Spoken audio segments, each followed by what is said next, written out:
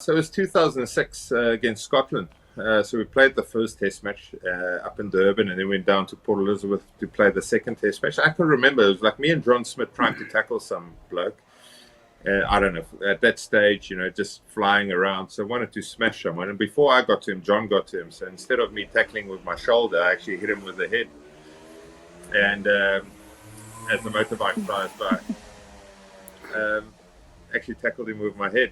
And, what transpired after that is like I finished the game, went to the pub, usual practice back then, got back 1 o'clock and just started feeling horrendous, neck pain, can't move, sort of stuck in this position. Went to the doctor's room.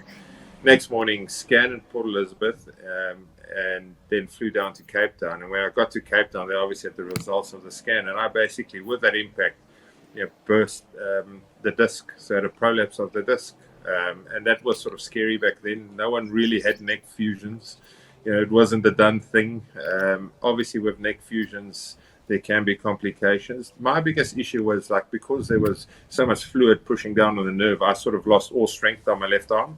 And to this day, I've got no feeling in these two fingers, although I've got strength. They're completely numb. And that's the first time where you sort of get a reality check where you think, okay, hold on, I'm not invincible. I've been flying around for 4 years now. And at that stage, the bigger risk you take, the more accolades you get, the better is the outcome. And that's the first time where you sort of think, okay, hold on, I'm mortal, I'm human, I'm just another bloke trying to play rugby. And I think, you're young and you crack on. And luckily for me, in the first game I came back, was actually a warm-up game against the Bulls. So I was out for, 7 months. Came back, I know the turnaround times now is crazy fast. I think they can play in 4 months, but back then we were quite conservative. And the first guy I had to tackle was Dani Rousseau, big old Dani Rousseau. And he ran at me. I put a shot on him and I didn't feel anything. I was like, okay, I'm all right. I can crack on with this, because if you can tackle Dani Rousseau, you pretty much can tackle anything. You can tackle a bus. And then you started playing, but then I also realized that you've got to improve your game in other areas. You've got to evolve, because if I'm going to be flying around like this, I'm not going to have longevity out the game. So then we started working on a few other things, a few line-out skills, a few kick-off skills, a few different things, just to try and evolve your game. And it took a long time to actually improve it, but we got there in the end. What elements of your game did you work on specifically to try and improve? So back then in South Africa, we were very one-dimensional, especially. And I always tried to, I always believed in passing forwards. You watch the Kiwi sides, and they were, when we were younger, they also had a lot of width through their structure they played. And they had long passes and big backs. That was pretty much the difference between them and anyone else. But obviously, we as South Africans were quite physical and imposing, so we could match up to their physicality. And then they had to find another point of difference, and that came through their structure in close quarter through passing forwards. Like watching this autumn Nations Cup now, there's lovely touches by forwards, and it's all through the structure that was created. So I just started working on passing, tip-ons, out the backs. It just took a while for a structure to fall in place, and that structure came when Eddie Jones joined us in 2007 as attacking consultant. So all of a sudden we had a little structure in and around, and by that stage, I had a bit of a head start on the rest of the boys, because I played cricket, so I did have a decent skill set. But now all of a sudden there was a structure where I could sort of express, little short passes, little stuff out the back. So once that came, then all of a sudden it looked like my game sort of changed overnight. It didn't. There was just a structure in place. But I really enjoyed the finer stuff of it, like kickoffs, for example. Even when I joined Saracens, we started a little kickoff challenge, and I absolutely loved taking kickoffs. All those little things I hated was cleaning rucks and practicing how to tackle and scrum. And you're not the only one who hates cleaning rucks. All that is just guts. It's like chuck your heart on the table, check how hard you are. But the finer stuff I really enjoyed. I really enjoyed training that. But don't ask me to clean a ruck. I cleaned enough. You're talking to two backs here who completely agree with you, so that's fine. I know. You guys, I wish I was a bit nimbler. In my second life, I'm going to come back in a smaller, nimbler, a little bit of a faster frame and wear a big digit on the back. But unfortunately, that wasn't for me to have.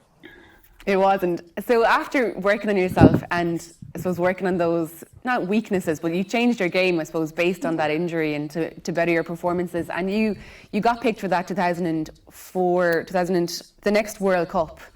But you ended up getting a 4-match ban, which was then reduced down to a 2-match ban. So That's not an ideal start after coming back from injury.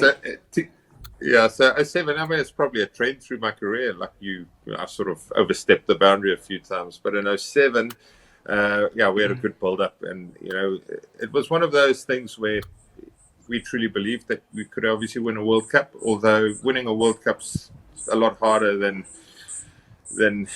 I think anyone can describe. Otherwise, New Zealand would probably have won it 5 times by now, and they've only won it 3 times. It's a tough thing to do, and you need a lot of stuff going away. And for sure, we had a lot of luck, but we also, I guess, was the form team at that World Cup. We played some phenomenal rugby, and I think case in point was our pool game against England. The 36-0 game where we just put on perfect rugby performance the way we wanted to play. South Africans needed to play, and that's important for us because we are unique in that space. We play a little bit differently. But we played against Samoa, and I can just remember the game being so fiery, so worked up. And I guess 5 minutes into the game, and Butchie James was fly off, and he doesn't shirk away from any contact. But we were lining up quite wide on defense. We had this little up and in thing we're doing, like quite a lot of line speed. And opposite me was Henry Tuolagi.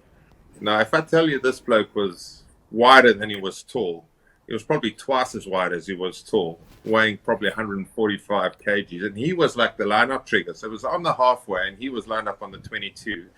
And when he started chugging, the line-up ball came. So Butchie was basically lined up 15 meters wide, and he was, there's no ways I'm tackling this. There's no way. Schalk, it's all yours. Let's leave it in the gap, and then maybe you can tackle from the side. But anyway, he just basically saw the gap, turned to me, and then just ran straight at me, and I sort of got him all right. But then poor Dani Rousseau was on the inside, and we absolutely steamrolled.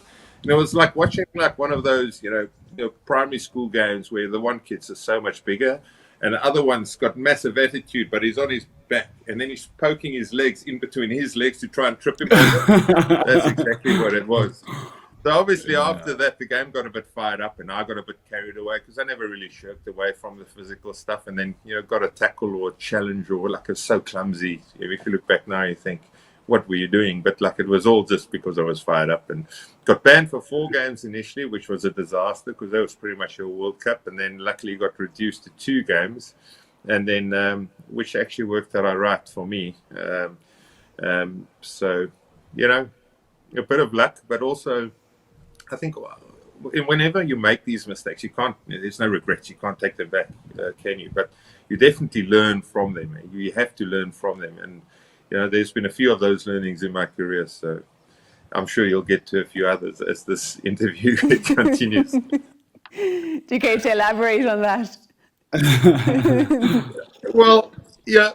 I mean, obviously 09 comes next, doesn't it? So 07, 09, the Lions. I mean, what an experience for all of us. We all remember watching 1997. I think all of us can remember, Gibbs bouncing Oosterrand. I think it was in Durban. The Boks losing. 12 years later, we get an opportunity. It's more rare to play against the Lions for us than it is to play in a World Cup. It's one of those moments that's there. So, obviously, 09 came across. Jake White finished in 07, 08. We had mixed success with Peter de Villiers. In 09, I think we got a lot of things right before the season started. A lot of things where a new coach comes on board, he's got his ideas, he wants to change a stigma or way you play. But I think in 07, we got a lot right for South Africans. And then 09, I think we were back on that sort of trend. I missed the first test. I was injured, actually got injured in Super Rugby, missed the first one. Stranded on 49 test matches. All I want to do is play my 50th test match. Second, obviously, first test match, Boks dominated the first 60 minutes of the game, and then the Lions had a very good last 20. We knew the second test match was going to be hard. Main focus, obviously, was just sort of more of the same for us. So we obviously set pieces dominated you guys. Obviously, physicality is a non-negotiable. So would be the Lions team talk. It's all about physicality, and sort of 50th test match, a lot happening. Families up there. Just one of those moments where if you look back now, I gouge 10 seconds into, not even 5 seconds into the game, Luke Fitzgerald, what was he doing in the ruck, by the way? I'm just joking. He loves the ruck. He loves the ruck, for that matter. In all seriousness, stupid. You get things wrong. And again, if you look back now, it's, overhyped. Moment probably got a little bit too big, because never in your life are you going to enter a game and think, shit, I'm going to, eye-gouge someone. You just overstep the mark through too much build-up. You want to make too big of an impact too soon. These things happen. So obviously, I hope that doesn't detract from the fact that it was one of the best test matches ever. That second test match delivered in spades, and obviously culminated in Morné Steyn slotting a 60-meter penalty to win the test match in a test series for South Africa. But a little bit bittersweet for me. I spent about the following week just getting slated everywhere, and then got a little 2-month sabbatical, so I was banned for 2 months.